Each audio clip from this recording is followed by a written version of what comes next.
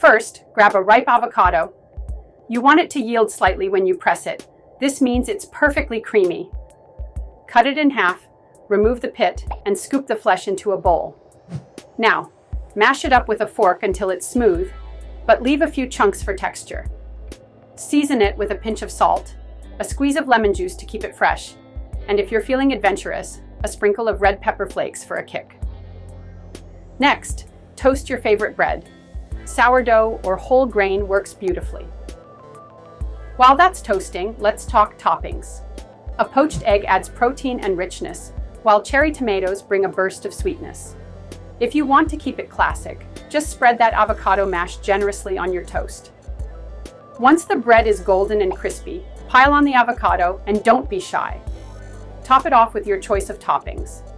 Drizzle a little olive oil for extra flavor, and maybe a dash of balsamic glaze for a gourmet touch. And there you have it. A delicious, Instagram-worthy avocado toast that's not just a trend, but a tasty meal any time of day. Enjoy every bite.